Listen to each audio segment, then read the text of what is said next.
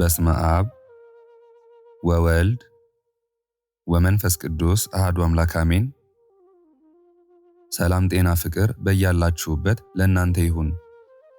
የእግዚአብሔር ቤተሰቦች፣ የእናታችን የቅድስት ድንግል ማርያም የአስራት የቃል ኪዳን የአደራ ልጆች፣ የእግዚአብሔር ጸጋ የእመቤታችን የቅድስት ድንግል ማርያም አማላጅነት የቅዱሳን በረከትና የሰማዕታት ጸሎት ከሁላችን ጋር ይሁን አሜን። እነሆ በታላቁ የዐቢይ ጾም ጉዟችን ውስጥ እጅግ ጥልቅ ወደ ሆነው መለኮታዊ ምሕረት ወደሚደረግበት ወደ አራተኛው ሳምንት ወደ መጻጉዕ ደርሰናል። አሁን ያለንበት ሳምንት ዝም ብሎ የዘመን ሽግግር አይደለም። አሁን ያለንበት ሳምንት የሰው ልጅ የጥበቃ ጥግ፣ የትዕግስት መለኪያና ከሁሉ በላይ ደግሞ የፈጣሪ የድንገተኛ ድህነት ማሳያ ነው። መጻጉዕ ማለት በሕመም አልጋ ላይ የዋለ የአካል ክፍሎቹ የታሰሩበት በራሱ መቆምም ሆነ መራመድ የተሳነው ማለት ነው። በዮሐንስ ወንጌል ምዕራፍ 5 ላይ እንደተጻፈው በኢየሩሳሌም በበጎች በር አጠገብ ቤተሳይዳ በምትባል መጠመቂያ 5 መመላለሻ ነበራት። እዚያ ስፍራ ላይ በሽተኞች፣ አንካሶች፣ ዕውሮችና ሰውነታቸው የሰለለ ብዙ ሰዎች የውሃውን መናወጥ እየጠበቁ ይተኙ ነበር። ከነዚህም መካከል ለ38 ዓመታት በሙሉ በሕመሙ ታስሮ የተኛ አንድ ሰው ነበር። 38 ዓመታት በሙሉ ኦርቶዶክሳውያን አስቡት። 13870 ቀናት፣ ፀሐይ ስትወጣና ስትጠልቅ፣ ክረምት ሲገባና በጋ ሲወጣ፣ ሰዎች ሲወለዱና ሲሞቱ፣ እርሱ ግን በዚያው የሕመም አልጋ ላይ ተኝቷል። ውሃው ሲናወጥ ለማየት ዓይኖቹ ይጓጓሉ። ነገር ግን ወደ ውሃው ለመግባት አቅም አልነበረውም። ሰው የለኝም የሚለው ቃሉ የዘመናት ሁሉ የብቸኝነት ጩኸቱ ነው። ነገር ግን ሰው በሌለው ጊዜ የሰው ልጅ ሁሉ ፈጣሪ፣ የጌቶች ጌታ፣ የነገስታት ንጉሥ ራሱ መድኃኔዓለም ክርስቶስ መጣለት። ድምፁንም አሰምቶ ልትድን ትወዳለህን አለው። ያም የክብር ባለቤት ያ የሰማይና የምድር ፈጣሪ በኃያል ቃሉ ተነሳና አልጋን ተሸክመ ሂድ ሲለው የ38 ዓመት እስራት በቅጽበት ተፈታ። በዚህ እጅግ በተቀደሰና በረከት በሚዘንብበት የዐቢይ ጾም አራተኛ ሳምንት ልቦናችንን ወደ ሰማያት ከፍ እናድርግ። በገሃድም ሆነ በስውር ጥንትም ሆነ ዛሬ ያሉትን እንዲሁም ወደፊት የሚመጡትን የእግዚአብሔርን ወዳጆች ቅዱሳኑን ሁሉ እናክብር፣ እናመስግን፣ እንማጸን። እናንተ የጥንት አባቶቻችን እናቶቻችን ነቢያትና ሐዋርያት ስለ እውነት ብላችሁ አንገታችሁን ለሰይፍ ሰውነታችሁን ለእሳት አሳልፋችሁ የሰጣችሁ ሰማዕታት በገሃድ ተጋድላችሁ በጾምና በጸሎት በሰጊድና በእንባ ፈጣሪያችሁን ያስደሰታችሁ የዱር አራዊትን እንደ ቤት እንስሳ ያዘዛችሁ ጻድቃን በዚህ በመጻጉዕ ሳምንት ከፈጣሪ በተሰጣችሁ ሞገስ በረከታችሁ ይድረሰን። ከዚህም ባሻገር አሁን ልክ በዚህች ሰከንድ በዚህች ዓለም ውስጥ በስውር የምትኖሩ ጸሎታችሁ እንደ ጣንጢስ ወደ ሰማይ የሚያርግ ዓለምን በኃጢአቷ ምክንያት እንዳትጠፋ በእንባችሁ የምትደግፏት ስውራን ቅዱሳን ሆይ፣ በገበያ መካከል በየመንገዱ በየቤተ ክርስቲያኑ ጥግ ማንም ሳያውቃችሁ የተናቀውን ልብስ ለብሳችሁ ነገር ግን በውስጣችሁ የመንፈስ ቅዱስ እሳትን የምታነዱ የሰው ልጅን ሸክም የተሸከማችሁ በዋሻ በገደል በየጥጋ ጥጉ በየፍርኩታው በዱር በበረሃ የተሰወራችሁ አባት እናቶቻችን ሆይ፣ በክርስቶስ ፊት ቆማችሁ በዚህ ጾም ጊዜ ሕመማችንን፣ መጻጉዕነታችንን፣ ድካማችንን ሁሉ እናንተ አሳስቡልን። በእናንተ ጸሎት ምሕረት ይውረድልን። እንዲሁም ፈጣሪ በጊዜውና በሰዓቱ ለትውልዱ መዳኛ፣ ለቤተ ክርስቲያን ብርሃን፣ ለዓለም ጨው እንዲሆኑ ገና ወደፊት የሚያስነሳቸው በማኅፀን ያሉ ወይንም ገና ያልተወለዱ ነገር ግን በእግዚአብሔር ሕሊና የታወቁ የወደፊት ቅዱሳን አባቶቻችን እናቶቻችን የሁላችሁም በረከት የሁላችሁም ጸጋ በዚህች ዕለት በዚህች ሰዓት ይህንን ቃል በሚሰማው አድማጭ ሁሉ ላይ ይረፍ አሜን። ውድ ኦርቶዶክሳውያን፣ ስለ ስውራን ቅዱሳን ካነሳን አንድ ልባችንን የሚነካ መንፈሳችንን የሚያድስ ልዩ ታሪክ ላካፍላችሁ። ከዕለታት አንድ ቀን እጅግ ታላቅ የሆነና በጸሎቱ ብዙዎችን የሚፈውስ አንድ የታወቀ ጻድቅ አባት ነበር። ይህ አባት አንድ ቀን ወደ እግዚአብሔር እንዲህ ብሎ ጸለየ። አቤቱ ጌታ ሆይ፣ በዚህ ዘመን እንደኔ ያለ አንተን የሚያስደስት ሌላ አገልጋይ አለን ብሎ ጠየቀው አምላካችንን። እግዚአብሔርም መለሰለት፣ አዎን አለ።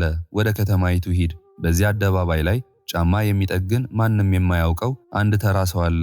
የእርሱ ጸሎትና ትሕትና ካንተ ይበልጣል አለው። ይህም ታላቅ አባት ተገርሞ ያንን ጫማ ጠጋኝ ፍለጋ ወደ ከተማ ወረደ፣ አገኘውም። ሰውየውም በአቧራ ተሸፍኖ በተቀደደ ልብስ የሰዎችን ጫማ እየሰፋ ይውላል። አባቱም ቀረብ ብሎ ወንድሜ ሆይ ንገረኝ፣ እንዲህ በእግዚአብሔር ፊት ሞገስን እንድታገኝ የሚያደርግህ ምን የተለየ መንፈሳዊ ተጋድሎ አለ? ምንስ ትጸልያለህ? አለው። ጫማ ጠጋኙም ደንግጦና አፍሮ እንዲህ አለ፣ አባቴ ሆይ እኔ ምንም የማደርገው ትልቅ ነገር የለም፣ እኔ እጅግ ኃጢአተኛ ነኝ። ነገር ግን በየቀኑ ጫማ ስሰፋ እዚህ ገበያ ውስጥ የሚያልፉትን ሰዎች ሁሉ እመለከታለሁ። ከኔ በቀር እነዚህ ሁሉ ሰዎች ጻድቃን ናቸው። እግዚአብሔር ሆይ እነዚህን ሁሉ ንጹሐን ሰዎች ማራቸው፣ እኔን ግን እንደ ኃጢአቴ ብዛት ሳይሆን እንደ ምሕረት ብዛት ይቅር በለኝ ብዬ እጸልያለሁ አለው። ኦርቶዶክሳውያን ይህ ነው እንግዲህ ምስጢሩ። እኛ በውጫዊ ማንነታችን ሰውን ስንመዝን፣ እግዚአብሔር ግን የልብን ስብራት የነፍስን ትሕትና ይመለከታል። ስውራን ቅዱሳን ከኛ መካከል አሉ የምንለውም ለዚህ ነው። ወንድም እህቶቼ፣ እናት አባቶቼ፣ ሕፃናት ልጆችም ጭምር የ38 ዓመቱ መጻጉዕ ታሪክ የጥንት ታሪክ ብቻ አይደለም፣ የዛሬው ያሁኑ የኔና የናንተም ታሪክ ጭምር ነው። ዛሬ እኛስ በምን ታመናል? በምን አይነት መጻጉዕነት ውስጥ ታስረናል? አንዳንዳችን በይቅርታ ማጣት መጻጉዕ ሆነናል። ቂም በልባችን ይዘን የሰውን ስህተት እያሰላሰልን ነፍሳችንን ታሳሪ አድርገናታል። አንዳንዳችን ደግሞ በጭንቀትና በፍርሃት መጻጉዕ ሆነናል። የነገን ጉዳይ በማሰብ ዛሬን መኖር አቅቶናል። ሌሎቻችን ደግሞ በሱስ በክፉ ልማድ ወይንም በዓለማዊ ፍላጎት ታስረን አልጋ ላይ እንደዋለው ሰው አቅም አጥተናል። ሰው የለኝም እንላለን፣ ማንም አይሰማኝም ብለን በብቸኝነት እንሰቃያለን። ነገር ግን በዚህ በአራተኛው ሳምንት ክርስቶስ አምላካችን ወደ እያንዳንዳችን ወደ ልባችን ጓዳ እየመጣ ነው። በዚያች ባላችሁበት ስፍራ ይህንን ድምፅ በምትሰሙበት ቦታ ሁሉ ጌታ አጠገባችሁ ሆኖ ልትድኑ ትወዳላችሁን? ልትለወጡስ ትፈልጋላችሁን? እያለ ይጠይቃችኋል። እነሆ ምላሻችን ምን ይሆን? አዎ ጌታ ሆይ ፈውሰኝ፣ የውስጤን መጻጉዕነት፣ የልቤን ስብራት በቸርነት እጠግነው ማለት አለብን። አልጋህን ተሸከም የተባለው መጻጉዕ የደካማነት ታሪኩን የድሮ ማንነቱን በደል ተሸክሞ እንዳይሄድ ነው። እኛም የድሮ ኃጢአታችንን፣ ድካማችንን፣ ክፉ ልማዳችንን ትተን በክርስቶስ ኃይል ተነስተን መራመድ አለብን። በዚህ ልዩ ሳምንት ዝም ብለን ጾመን ብቻ እንዳናልፍ ከሕይወታችን ጋር የምናዋህደው አንድ ቀላል የሆነ ነገር ግን ኃይለኛ የሆነ ተግባራዊ ሥራ በትህትና እንስጣችሁ፣ እነዘዛችሁ። ተግባር 1 መጻጉዕ የጠበቀው 38 ዓመታት ነው። አሁን ባለንበት መጻጉዕ ሳምንት በየቀኑ ጠዋት ከእንቅልፋችሁ ስትነሱ ከመኝታችሁ ከመውረዳችሁ በፊት ልክ 38 ጊዜ አቤቱ ጌታ ሆይ ማረኝ ወይም እግዚኦ መሐረነ ክርስቶስ በሉ። እያንዳንዱን ጊዜ ስትቆጥሩ በትዕግስት ሲጠብቅ የነበረውን ያንን ሰውና እናንተም ከእግዚአብሔር የምትጠብቁትን ያንን መልስ እያሰባችሁ እያሰላሰላችሁ ይሁን።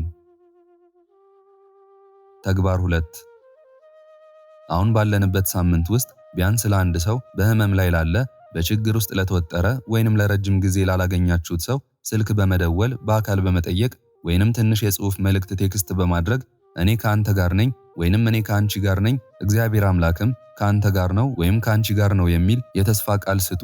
የአንድን ሰው መጻጉዕነት፣ ብቸኝነቱን አንሱ። ውድ ኦርቶዶክሳውያን በዚህ ባለንበት ሳምንት እነዚህን ቀላል 2 ተግባራት እንደምታከናውኑ እግዚአብሔር አምላክ ያውቃል። እንዳከበራችሁን እግዚአብሔር ያክብራችሁ።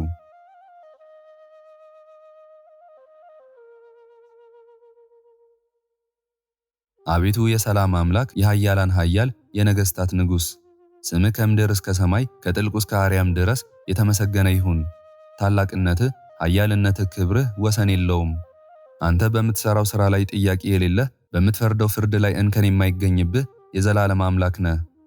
ዛሬ በዚህ በመጻጉዕ ሳምንት በፊትህ ወድቀናል። እኛ ደካሞች ነን፣ አንተ ግን ኃያል ነህ። እኛ ኃጢአተኞች ነን፣ አንተ ግን ጻድቅና መሐሪ ነህ። ጌታችን ሆይ በዚህ ቻናል ላይ ይህንን ቃል የሚሰሙትን ሁሉ ነፍሳቸውን አሳርፍ፣ ልባቸውን በሰላም ሙላ፣ የሕይወታቸውን ማዕበል ጸጥ አድርግ። ያ የታሰረባቸውን የሕመም፣ የድህነት፣ የጭንቀት፣ የብቸኝነት መጻጉዕነት ዛሬውኑ በኃያል ቃል ፍታላቸው። ምሕረትህን አብዝተ፣ ጸጋህን አትረፍርፈ፣ በረከትህን እንደ ዝናብ አዝንብልን። የቅዱሳን አባቶቻችን አምላክ፣ የስውራን ቅዱሳን መጽናኛ፣ የሰማዕታት አክሊል ሆይ ክብር፣ ምስጋና፣ ውዳሴ፣ አምልኮ፣ ከፍታ፣ ጌትነት ሁሉ ለአንተ ብቻ ይሁን። እናከብርሃለን፣ እንወድሃለን፣ እንማጸንሃለን፣ እናገንሃለን። አንተ ብቻህን ቅዱስ ነህና። ውድ ኦርቶዶክሳውያን ቤተሰቦቻችን ይህንን ጥልቅ የሆነ የጸጋ ጊዜ አብረን ስላሳለፍን እግዚአብሔር ይመስገን። ሁላችሁም እኔ ኃጢአተኛው ወንድማችሁን ይህንን ቃል ወደ እናንተ ያደረስኩትን እንደዚሁም ዘወትር የሚያግዙኝን ወንድም እህቶቼን፣ እናት አባቶቼን በየዕለቱ በሚኖራችሁ ጸሎት እንድታስቡን በትህትና እለምናችኋለሁ። እንዲሁም በዚህ ቻናል ዘውትር የሚሳተፉትን፣ አስተያየት የሚሰጡትን፣ ሼር የሚያደርጉትንና በልባቸው ቅን ሐሳብ ይዘው የሚከታተሉትን ሁሉ ወንድም እህቶቻችንን፣ እናት አባቶቻችንን እንድታስቧቸው በቅድስት በንጽሕት በክብር ሁሉ በከበረችው በእመቤታችን በቅድስት ድንግል ማርያም ስም በጌታችን በመድኃኒታችን በሕይወታችን በአምላካችን በኢየሱስ ክርስቶስ ስም በሁሉም ጻድቃን ሰማዕታት እንዲሁም በቅዱሳን መላእክት ስም እጠይቃችኋለሁ። ይህ ያለንበት የጾም ጊዜ የንስሐ፣ የስርየት፣ የፈውስና የታላቅ በረከት ጊዜ መልካም ጾም እንዲሆንላችሁ ከልብ እንመኛለን። ክብር ምስጋና ይሁን አንድ አምላክ ለሆነ ለአብ ለወልድ ለመንፈስ ቅዱስ ዛሬም ዘወትርም እስከ ዘላለም አሜን። የዛሬውን መርሃ ግብር በዚህ መልኩ ጨርሰናል። ዘወትር የምንለቀውን መርሃ ግብር እንድትከታተሉ ሳትሰለቹም ሰብስክራይብ፣ ላይክ እና ሼር እንድታደርጉ እኔንም ይህንን ጸሎት የተከታተሉትንም በያላችሁበት በጸሎታችሁ እንድታስቡን በጌታችን በመድኃኒታችን በአምላካችን በኢየሱስ ክርስቶስ ስም እጠይቃለሁ። እግዚአብሔር አምላካችን እስካሁን ሰዓት ጠብቆ ለዚህ ያበቃን የአባቶቻችን አምላክ ልዑል እግዚአብሔር ስሙ ፈጽሞ የተመሰገነ ይሁንልን። እመቤታችን ቅድስት ድንግል ማርያም ዘላለማዊ ስሟ የተወደደ ይሁንልን። ጻድቃን ሰማዕታት፣ ቅዱሳን መላእክት እንደየክብራቸውና እንደየማዕረጋቸው የከበሩ ይሁኑልን። የዛሬውን ቃል እግዚአብሔር በቅርብም በአካል በሩቅም በያላችሁበት ስትከታተሉ ለቆያችሁ በኋላም ለምታደምጡ በአሜነ በረከት ለተሳተፋችሁ በሙሉ በጸሎት እንድናስባችሁም ለጠየቃችሁን ሁላችሁንም እግዚአብሔር ያስባችሁ፣ ከነቤተሰባችሁ በሕይወት በጤና ያቆያችሁ፣ ዕድሜ ዘመናችሁ የተባረከ፣ ስራችሁን የሰመረ፣ ቀናችሁን ያማረ፣ ኑሯችሁን የከበረ፣ ጸሎታችሁንም የተሰማ ያድርግላችሁ። እንዲሁም በአካል በሥጋ የተለዩንን እግዚአብሔር አምላካችን ነፍሳቸውን ይማርልን፣ በአጸደ ሕይወት በገነት በመንግሥተ ሰማይ ያሳርፍልን። አነሳስቶ ላስጀመረን አስጀምሮም ላስፈጸመን ለልዑል እግዚአብሔር ክብርና ምስጋና ይግባው ዛሬም ዘወትርም ለዘላለሙ አሜን። አቡነ ዘበሰማያት